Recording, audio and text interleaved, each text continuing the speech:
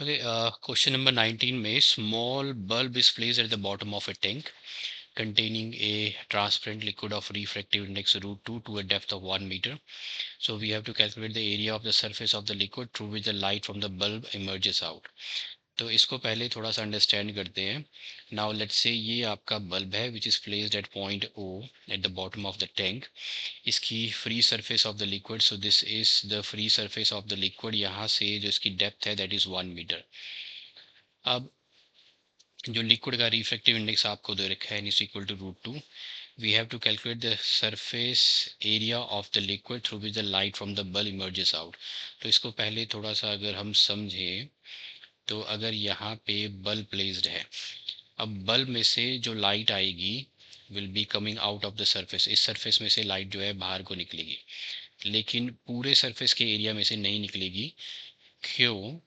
क्योंकि जो लाइट, अब यहाँ पे इसको अंडरस्टैंड करने के लिए हम एक फिनोमेना है जिसे हम बोलते हैं टोटल इंटरनल रिफ्लेक्शन, उसको हम अगर समझें तो लाइट जो है सरफेस में से बाहर कब कब निकलती है. तो इस केस में जो है लाइट जो है वो डेंसर से रेयर मीडियम की तरफ ट्रेवल कर रही है. तो लेट्स से ऑब्जेक्ट यहाँ पे है, ये इंटरफेस है यहाँ पे. तो जब लाइट रेयर डेंसर से रेयर की तरफ ट्रेवल करेगी तो it will bend away from the normal. ये नॉर्मल है, it will bend away from the normal. So normal से ये दूर जाएगी जब डेंसर से रेयर की तरफ जाएगी.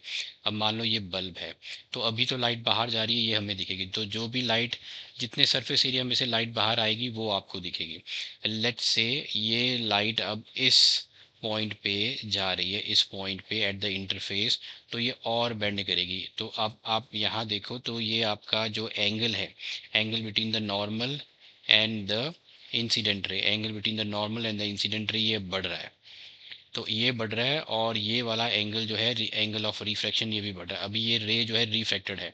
फिर एक केस ऐसा आएगा जब ये angle of reef incidence I3 जो होगा, तब ये जो रिफ्रैक्टेड रे है ये इस सरफेस के अलोंग ग्रेज करेगी. मींस एंगल ऑफ रिफ्रैक्शन अब 90 डिग्री हो जाएगा.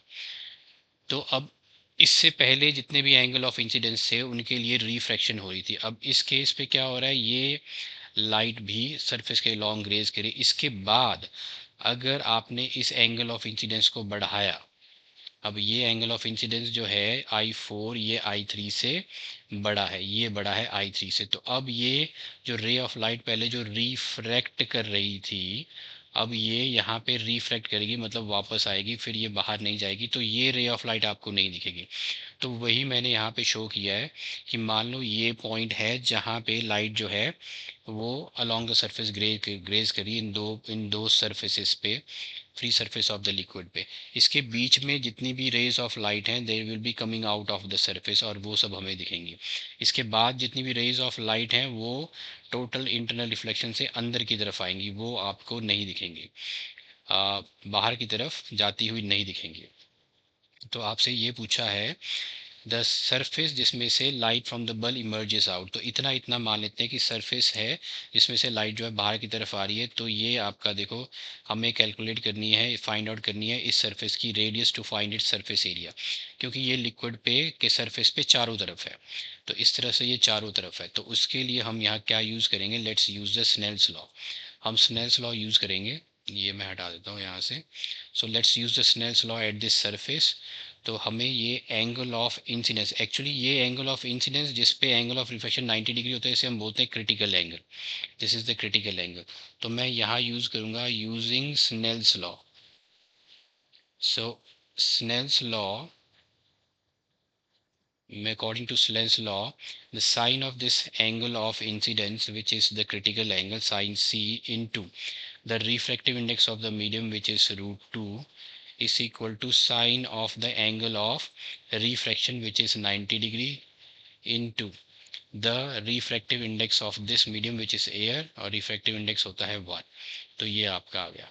तो sin 90 is 1, which gives us sin C is equal to 1 by √2, और 1/√2 जो है साइन 45 होता है. इसका मतलब जो आपका क्रिटिकल एंगल है या फिर जो एंगल ऑफ इंसिडेंस है जिस पे एंगल ऑफ रिफ्लेक्शन 90 डिग्री है वो 45 डिग्री आ गया.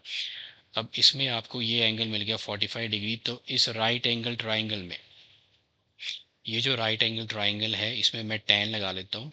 Let's use the tan ratio. तो मैंने यहाँ लिख लिया in right angle triangle A O C tan 45 is equal to हो जाएगा ये इसके लिए, this is perpendicular by base. तो परपेंडिकुलर है आपकी रेडियस और बेस है हाइट, ये आपका आ गया r by h। Now tan 45 is 1 which means radius is equal to height. Height है 1 मीटर, तो रेडियस आपकी आ गई 1 मीटर। अब आपको इसका एरिया निकालना है। तो area of the surface through which, तो it's in the form of a circle, उसकी रेडियस हमें पता लगी। तो area of a surface of the surface through which the light emerges out from the bulb, area of surface through which a light emerges out is in the form of the circle of area pi r square. Radius आपकी 1 metre है, तो pi into 1 का square, पाई की value लेते हैं 3.14। So 3.14 metre square is the area through which the light will emerge out.